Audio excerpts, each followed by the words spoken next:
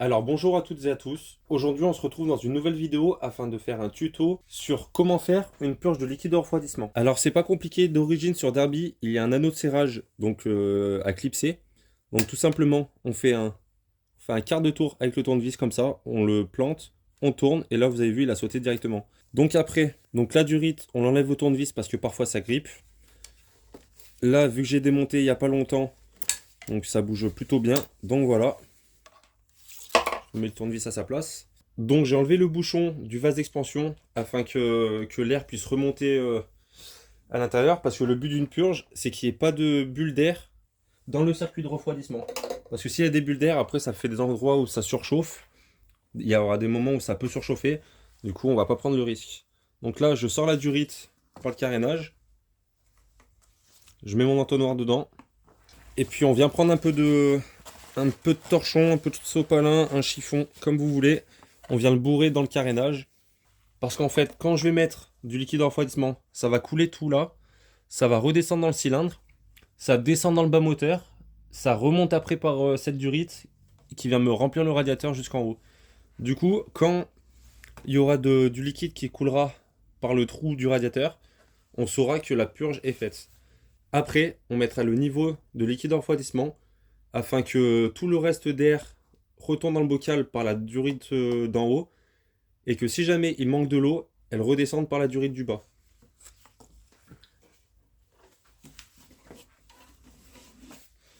Donc là, tout simplement, on vient mettre de l'eau. Pas en mettre trop fort afin de ne pas faire trop de bulles d'air. Donc bien important, on essaye de ne pas le laisser vide, histoire qu'il n'y ait pas d'air qui rentre à l'intérieur. Et on vérifie bien que l'eau ne coule pas par le bocal.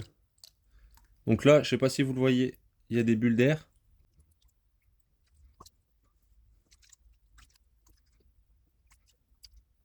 Donc là, je mets petit à petit afin que ça déborde pas trop. Donc voilà, là on voit que l'eau a coulé du radiateur. Alors,